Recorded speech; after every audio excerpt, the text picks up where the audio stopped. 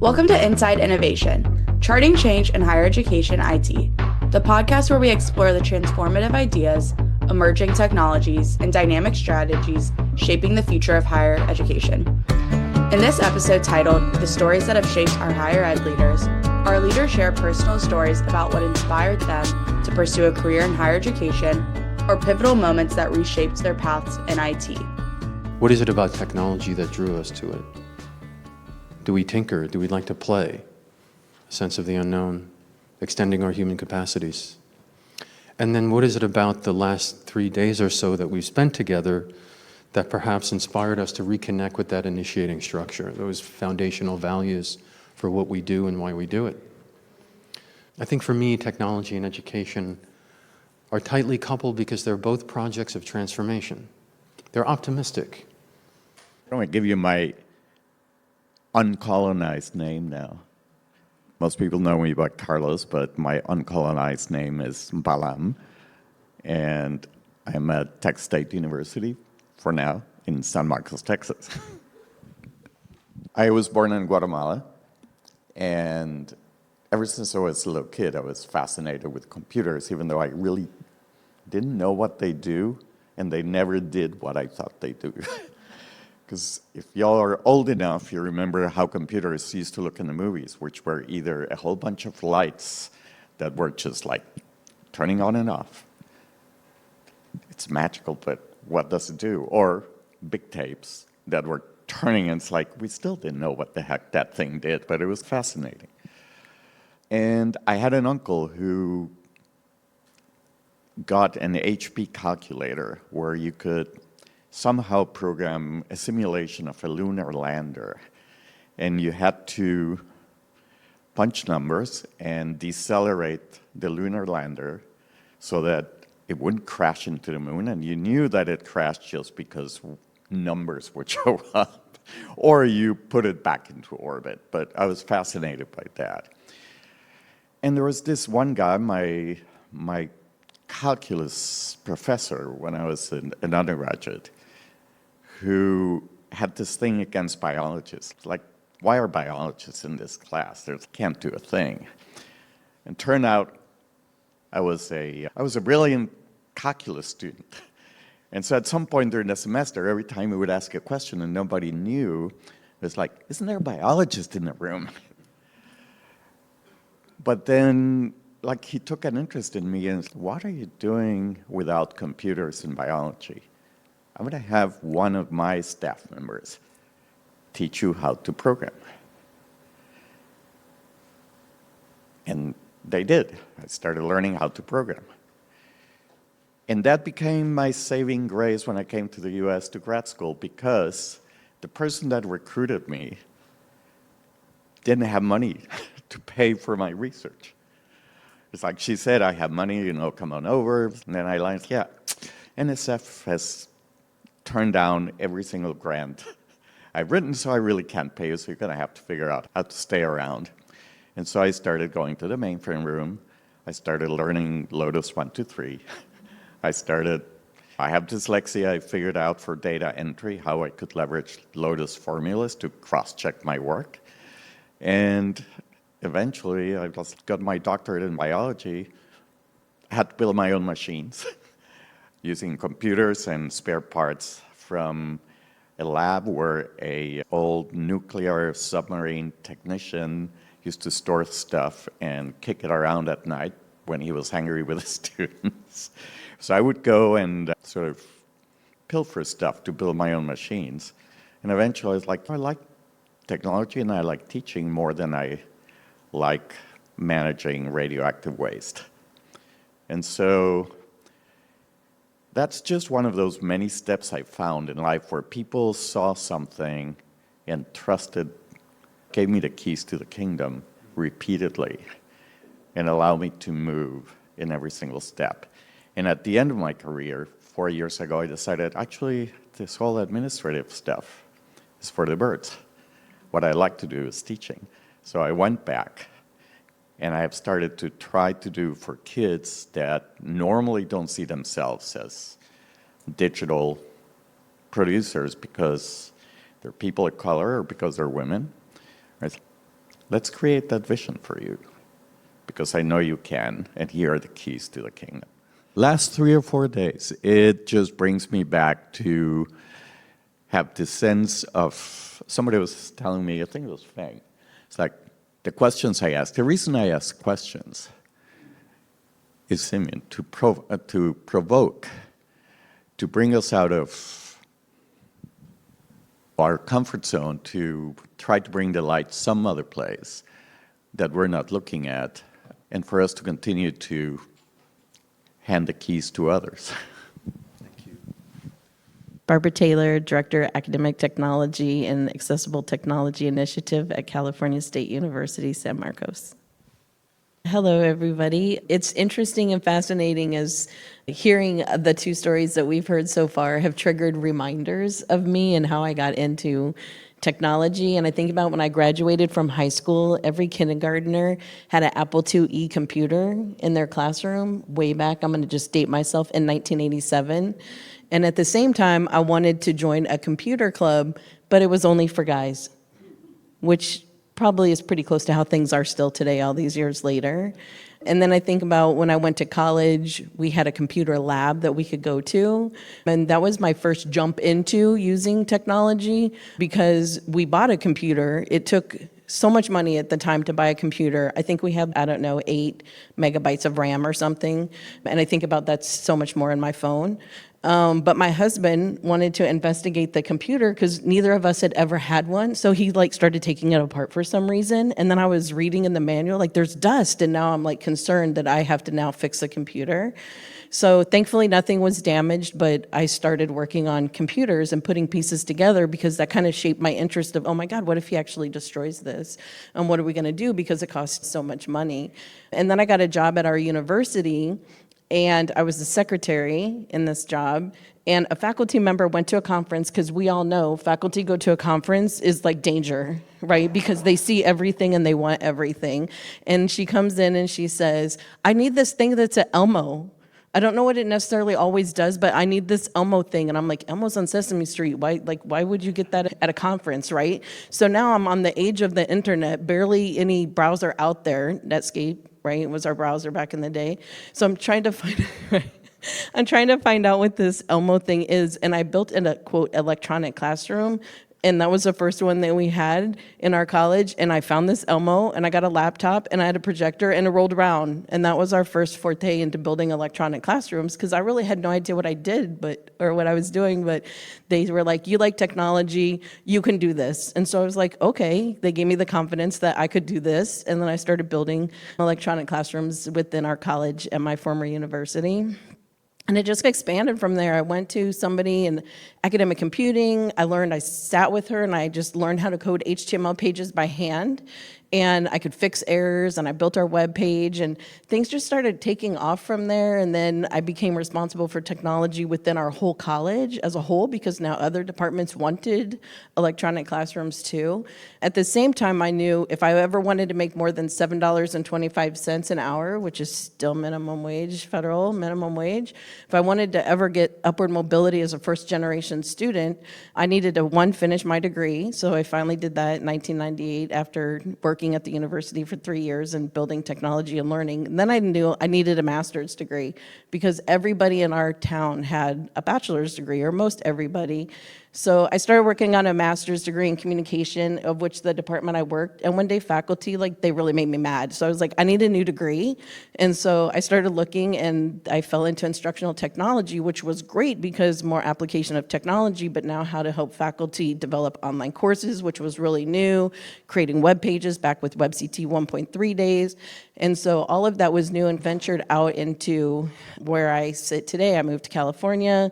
I was an instructional designer, worked my way up, because again, loving technology, creating online programs, reviewing online programs, and really trying to help students. So I work a lot closely with faculty, evolved into Director of Academic Technology. So accessibility is a passion. So now I get the fun pleasure of helping vendors make technology accessible and pushing them to make accessible technology, instructional materials accessible, dabbled a little in mapping, because we can map data everywhere, right? If we can see the data, we can find the answers. So dabbled in that a little. So The last 3 or 4 days have really listening to people like you guys are doing amazing things, and I've got lost into my why technology, why higher ed, and so that's the key for me in the last 3 days is helping me find my why and a new direction. So I'm thankful for everybody and what people have been open and willing and vulnerable to share. Hi, everyone. John Balsamo. I'm on the vendor side, so I don't work for a college university. I work for Tillman Digital Cities. And my story is a little different. My wife and I were very young, and to get into technology was an opportunity to just provide for the family. I've been involved quite a long time. I'll date myself as well. I was selling numeric pagers or beepers at the time. That was the latest and greatest thing. Then alphanumeric paging came out. Look out. So fast forward all these years, I've been in technology, specifically in the wireless space, my entire career, the last 15 within the enterprise. So my take, again, is a little different. Working especially in higher ed for the last 10, 12 years, it's been amazing to see the changes that have happened technology-wise and the role that technology plays. So for me, the last few days, being what I'm involved in now is bringing essentially wireless coverage to indoor and outdoor wireless applications for cellular or private networks. So for me, the last few days, to see the passion that I've heard in the different workshops or just the individual conversations I've had with others, to think about how technology not only impacts your day-to-day, but the students' day-to-day. And then someone mentioned a little bit earlier about the impact on students, not just while they're at school, but for a lifetime. I start to think about how that can impact generations for their family, the true role that technology plays for the students, not just for today, but generationally. My name is James Yang. I'm the Assistant Director of AV Services for the School of Medicine at UNLV. My story in technology and education started when I was in high school, starting to look at what I want to do. The youngest of 4 boys, single mom, raising us on a teacher salary. So always been ingrained with education because my mom was a teacher. And she's like, you're good with computers. Why don't you look at a tech degree? And my high school was offering a A+ class. So I was like, all right, I'll take it. And I was still a little timid to work on the inside of the computer. I was working with the software. I was talking to one of my classmates, a good friend of mine. I told him, I'm like, hey, I'm a little timid to get inside the computer. And he looks at me, and I'll paraphrase what he said, and I'll remember this to this day. He goes, get in there and mess around. If you mess something up, you learn not to do that again, and you learn to fix it. He used other words. I'll let your imagination go from there. That's really started my tech background. I just got in there, played around. When I messed something up, I was like, don't do that again, and you learn to fix it. So went to college for tech. I got hired for university, and I really like the education because it becomes a tool for the students, helping students learn and grow. And got thrown into AV at my old school. Knew nothing about AV, but again, took the same mindset. Hey, I'll get in there, if I mess something up, I'll learn not to do that again and learn to fix it. Now I'm in management and leadership. So what I've taken away from here is the community and knowing that same thing. Hey, I'm going to make a mistake, learn not to do that again, and learn to fix it. And community is a very big one for me because I actually, in 2019, I started a Slack group for higher ed technology managers. That has grown globally. It's about 300 members, no cost for anybody, but it's private where it's only higher ed technology managers. If you leave higher ed, you get booted. I booted good friends of mine from the system, and we all help each other. And that's what I love about the higher ed and things like this, where we work for different schools, but we are not competitors, even though our schools might be. Hello, I'm Constancio Nakuma at the University of Colorado, Denver, and I'm originally from Ghana. I came to the United States many years ago, and I've been a professor, so I want to give a story related to the professor side of the aisle here. I'm not in the technology area, but I do see how technology facilitates the work that we do. So once upon a time, as a young assistant professor, teaching business French to American students. One of the passions for me was always to observe how a student made progress. And there was this student who was really very good in French. And for quite a while, I always counted on him to provide the right answers. And towards the middle of the semester, I realized that this guy looked a little disinterested in anything that was happening in the classroom. And I gave a test, and when I graded the papers, I noticed that answers that this person should have known were wrong. And so I decided, as I was grading, to give the normal X to show is wrong, and the tick to show is okay, is right.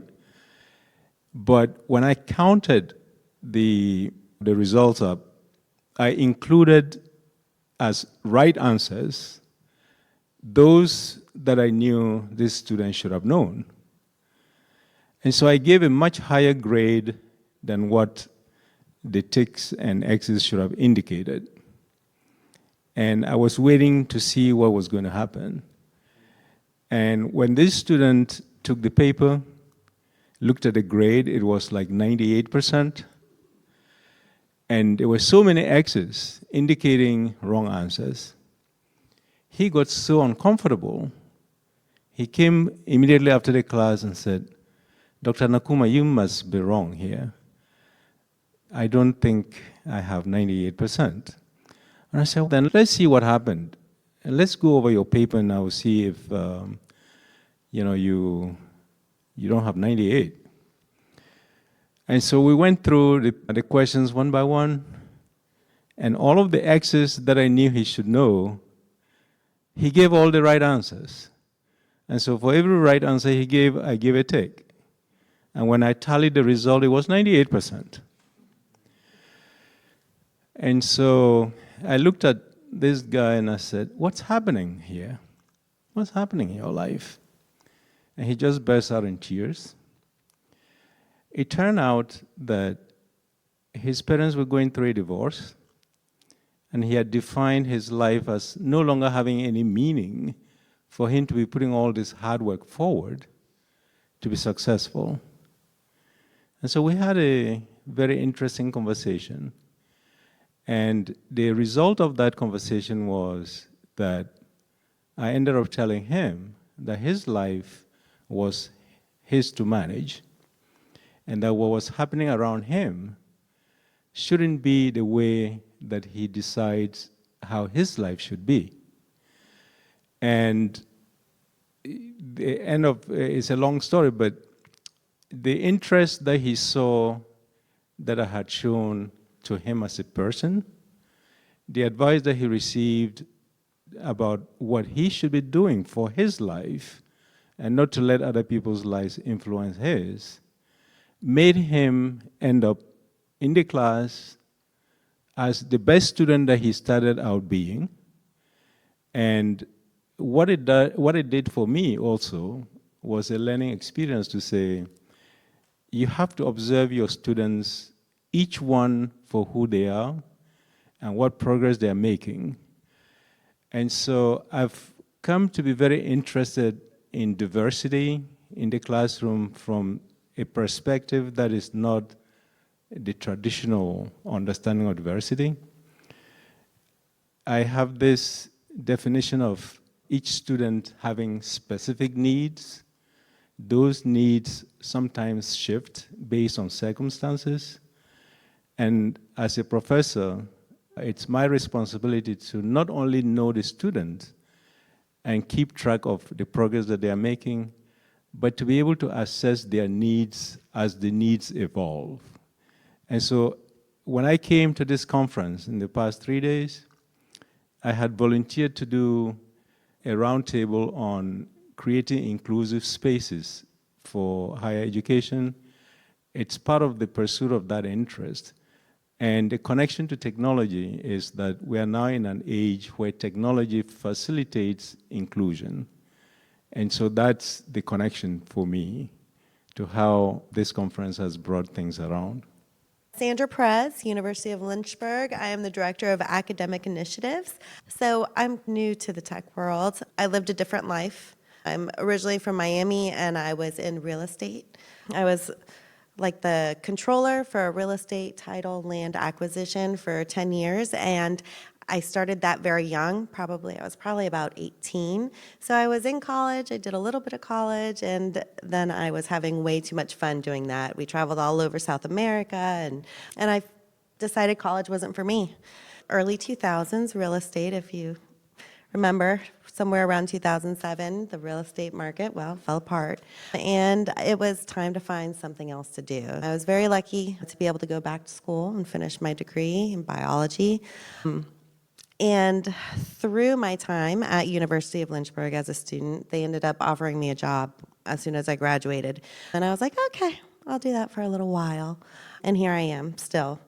But it's been quite a ride. I've been there 8 years now, and I directly report to the provost in academics. And how I ended up in the tech world, I love puzzles, and that's one thing. Academics and higher education, it's a problem that's always needing solving, right? There's always a new problem. And so these things really go hand in hand, tech and academics, and how we can help each other.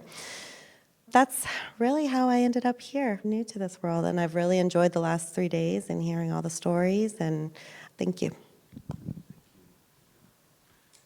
Hi, I'm Angela. I am the Assistant Vice President of Technology Architecture and Chief Technology Architect at the University of Pacific. My story is untraditional. So I went to high school, graduated high school, was early accepted to, at the time it was Cal State Hayward, now it's Cal State East Bay, and my mom was terminally ill. So after my first quarter, I needed to drop out to work. So I worked various jobs, retail, I was in retail for 10 years, and I decided that I wanted to move to New York. So I moved to New York, I lived there for a few years, and I was in hospitality. I decided to come back to California to be closer to my family, and I had a choice. I could either continue in hospitality, or I had an opportunity to go into higher education.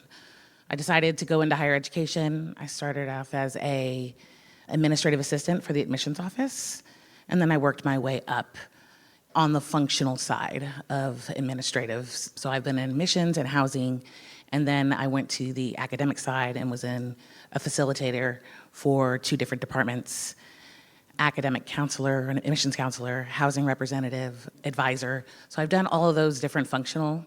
And then I ended up at Golden Gate University, and they promoted me from an enrollment coordinator to an assistant director of systems and operations for admissions. So I got to learn the technology, the SIS, the CRMs, all of the, and actually the document imaging. I was able to participate from the functional side to set up these systems. Then years down the road, I was promoted more, and I was a director of customer service, handled all the one-stop shop, front desk. All of our staff knew 80% of the questions that someone would be able to answer when they came in. And I was asked to help implement a CRM. So I implemented a brand new CRM for the admissions office, and from there, the University of Pacific recruited me into the IT department. So I became their CRM manager. A year after being the CRM manager, we actually re-implemented CRMs at Pacific as well, and then I was asked to take on the SIS team. So then I took on our banner team as well. I then got an opportunity to leave and go back to Golden Gate, but as a director of IT operations. So I was back at Golden Gate for 2 years. It was really boot camp, because I had to learn everything about IT, infrastructure, networking, help desk, all of our different pieces in IT. 2 years later, Pacific, I was in touch with our CTO at Pacific, and he kept asking me, are you ready to come back? Are you ready to come back? I'm like, well, not yet, not yet. I'm still learning, not yet. So then, and he actually was an AVP at the time. When our CIO retired and he became the CTO, he asked me another time, are you ready to come back? And I was like, I think I'm ready. So he built a position for me in technology architecture. So now I'm able to look forward and be able to, I think my team gets to have fun. We get to do the research, we get to look at AI. We've played with AI for the last few years. We manage projects. I was able to bring and build data governance at Pacific. We're currently just actually got the decision to move forward with our data warehouse. I get to do a lot of great things. While I was at Golden Gate, I was able to get my degrees. So I got my degrees late. It took me 7 years to get my bachelor's degree, and it took a year and a half to get my MBA. But I think at any time that you start, you can continue. So it's never too late. I'll be starting my doctoral program at Pacific in the fall. And so I'm just keep going. For the last 3 days, I think the most things that resonated with me, I love the networking opportunities. I love meeting all the different people from the different walks of life in IT and the provost divisions. I think that's helped me understanding both sides of the coin, not just technology, but understanding the functional business side. I'm also a professor, an adjunct professor for Golden Gate. So understanding those different pieces and how everyone sees and their perspective has helped me in my own career to become where I'm at. The sustainability and building a high-powered team, that right there really resonated with me because that is what we are truly working on. And I think that everyone that we have on our team now, all of our leaders, have that capacity and capability of being great. So I know that we're going to be working on that for sure. My name is Sashi Pillai. I'm the Vice President and CIO at University of Nevada, Reno. So I've been at this job only for 2 years, but I've been in the IT business for a long time. Ever since I can remember, I always wanted to be an engineer, and my parents encouraged that, buying all kinds of kits and stuff like that we could put together, whether it's mechanical, electrical, chemical, whatever. So I was always dabbling in lab-oriented work even as a young child. And so I was fortunate to do that. And my parents supported my education, so I didn't have to work and struggle like a lot of people have to do and work at multiple jobs and being able to get through. So I did my bachelor's, master's, and PhD all the way through. And the only jobs that I ever did was being a graduate assistant or a research assistant. So my story is very different, and I have to say I was very privileged, and I'm blessed for that. The way I try to carry my life every day in return is I try to learn something new every day, and I try to help somebody in something every day, and I say thanks every day too. So those are the 3 principles I try to practice every day for being as blessed as I am. And anything I can do to help the lives of students is important.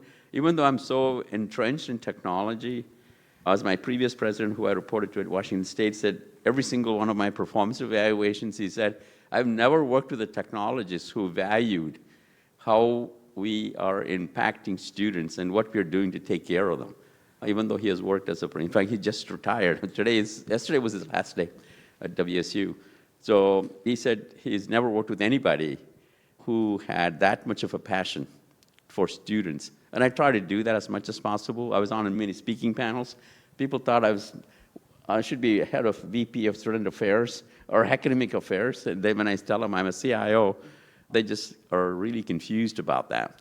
So I think one thing we can live by is, we are an enabling function, but we shouldn't be enamored of just that enabling function. We have to look at what I would consider what we're doing to change the outcome for our students. Many of our students come and stay at the institution far too long, and then sometimes leave unexpectedly with large amount of debt they cannot pay back in their lifetime.